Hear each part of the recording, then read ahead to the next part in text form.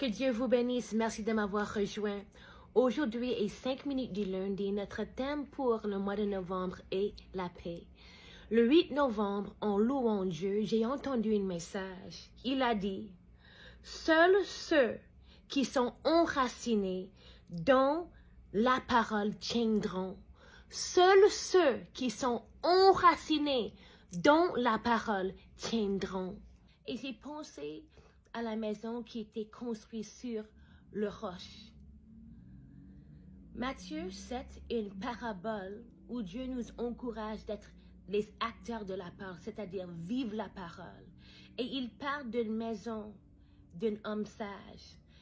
Dans chapitre 7, verset 24, Jésus dit, « C'est pourquoi quiconque entend ces paroles que je dis et les met en pratique, je les comparerai à un homme sage qui a bâti sa maison sur le roc. » Verset 25 dit, « La pluie est tombée, les torrents sont venus, les vents ont soufflé et ont battu cette maison. Elle ne tombait point parce qu'elle était fondée sur le roc. » De même façon, quand on lit la Bible, on a des racines qui sont profondes dans la roc. Dieu, Jésus, le Saint-Esprit est la parole et ça nous donne la force de nous soutenir pendant les tempêtes de la vie, les vagues, les difficultés, quoi que ce soit. Nous sommes bien enracinés dans la force de Dieu et c'est la parole qui nous donne cette force. Lire la parole apporte la paix aussi. Lorsqu'on lit la parole, on augmente notre connaissance de la voix de Dieu. Psaume 32, verset 8 dit, « Je t'instruirai et je te montrerai le chemin que tu dois suivre. Je te conseillerai, j'aurai le regard sur toi. » Donc, on reçoit les instructions, on reçoit cette guidance de Saint-Esprit, cette sagesse et cette connaissance et cette tranquillité qu'on est sur la correcte voie parce que nous sommes instruits par la parole infaillible de Dieu. Et le plus qu'on lit la parole, notre foi est plus robuste, c'est-à-dire ça devient plus forte. On sait que c'est nécessaire de lire la parole dans notre développement de notre foi spirituelle, notre foi en Dieu. Romains, chapitre 10, verset 17 dit, « Ainsi la foi vient de ce qu'on entend, et ce qu'on entend vient de la parole de Dieu. » Donc, lorsqu'on lit la Bible, on récite les paroles, ça vient dans notre esprit. C'est la nourriture spirituelle pour notre esprit. Aussi, ça entre dans notre cerveau, notre conscience, notre subconscience. Et ça devient une manière de penser.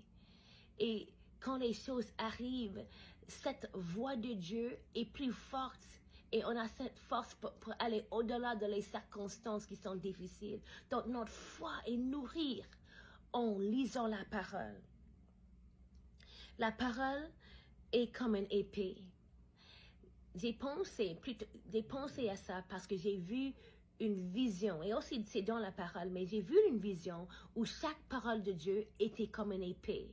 Et puis la deuxième vision était quand on a reçu l'habileté d'utiliser cette épée pour aller au-delà dans les diverses situations difficiles.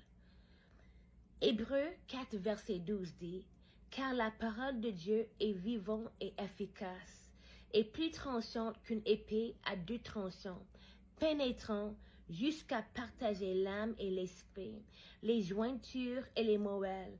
Elle juge les sentiments et les pensées du cœur. » Donc, ça devient un miroir qui nous aide à vraiment changer notre vie. Aussi, ça tranche les choses qui sont mauvaises de notre vie et on peut garder ce qui est bien pour notre agrandissement spirituel et moral et personnel. Donc, c'est vraiment nécessaire pour notre croissance spirituelle. Jésus utilise la parole aussi. On peut imiter Jésus parce que dans Matthieu 4, après qu'il a terminé son jeûne, il a dit au diable, il est écrit, l'homme ne vivra pas de pain seulement, mais de toute parole qui sort de la bouche de Dieu. Donc c'est à travers la parole qu'on peut bien combattre le diable et aussi vaincre et gagner dans les circonstances de la vie, les circonstances diaboliques, quoi que ce soit. C'est à travers la parole que nous sommes victorieux. Les anges écoutent et obéissent à la voix de sa parole. Psaume 103, verset 20 dit, « Bénissez le Seigneur, vous ses anges, puissants pour la force, qui écoutez ses ordres en obéissant à la voix de parole. » Donc, vous pouvez utiliser votre voix et parler la parole. Peu importe la voix, il écoute pour la parole de Dieu. Et ça, c'est ce que donne les ordres pour nous aider. Ça catalyse les réactions angéliques pour nous. Donc, c'est très important parce qu'il reçoit les ordres. Donc, le plus qu'on parle les paroles de Dieu, le plus qu'on engage les anges dans quoi que ce soit qui est nécessaire pour notre vie, dans nos circonstances de vie, pour faire les miracles, pour contourner d'autres choses négatives, pour catalyser les choses positives. Les anges sont engagés lorsqu'ils entendent la parole de Dieu. Donc, ça vaut la peine de parler les paroles, de prier les paroles, de déclarer les paroles. Aussi, on sait que la parole est vraiment importante. C'est la vérité. On peut croire dans la parole. Matthieu 5, 18, c'est « Car en vérité, je vous le dis, jusqu'à ce que le ciel et la terre passent, il ne pèsera pas une iota, ni une trait de lettre de la loi, jusqu'à ce que tout soit accompli. » Isaïe 55, verset 11 dit « Ainsi en est-il de ma parole qui sort de la bouche. Elle ne viendra pas à moi son effet, mais elle aura fait ce que je voulais et elle réussira dans ce pourquoi je l'ai envoyé. » Donc, quand tu parles la parole de Dieu, ça va accomplir ce qui est nécessaire. Le but final est toujours accompli. Rien est raté parce que Dieu est fidèle et il ne peut pas mentir. Donc, tu parles la parole de Dieu, ça doit continuer jusqu'au bout. Ça doit accomplir ce qui est nécessaire. Et puis, Jean 6, verset 63. Jésus dit, « C'est l'esprit qui vive. La chair ne sert de rien. Les paroles que je vous ai dites sont esprit et vie. » Donc, les paroles que Jésus parle sont esprit et vie. Donc, si vous prononcez ces mots, vous parlez. Vous êtes en train de parler esprit et vie. Vous verrez les résultats de cela. Proverbe 18, verset 21 dit, « La mort et la vie sont au pouvoir de la langue, et celui qui aime en mangera les fruits. » Donc, si tu aimes la mort, tu vas recevoir la mort lorsque tu parles la mort. Mais si tu aimes la vie et tu veux avoir les fruits qui sont bénéfiques, vous allez parler la vie.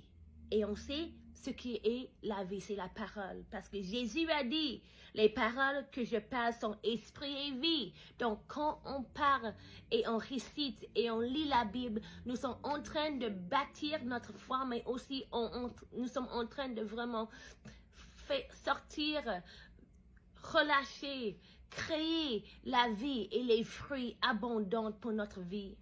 Les fruits spirituels, les bénédictions. Donc, ça vaut la peine de parler les paroles de Dieu.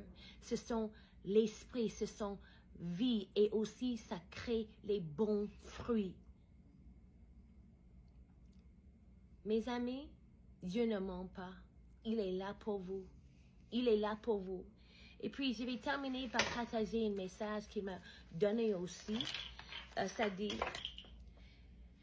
qu'il faut mettre tous vos expectations sur moi. Je garde mes promesses. Donc, vous devez mettre toutes vos expectations sur moi. Et je vais les réaliser. Je vous aime, Dieu Père. Donc, s'il te plaît, continuez. Lisez la Bible pour recevoir la paix, pour recevoir une foi qui est encouragée. Et vous avez toujours Dieu qui est là pour vous. Il ne va jamais vous laisser tomber, laisser vous faire tomber, parce qu'il est un Dieu de sa parole. Il garde ses promesses, il tient ses promesses. Donc, Jésus vous aime et moi aussi. À la prochaine.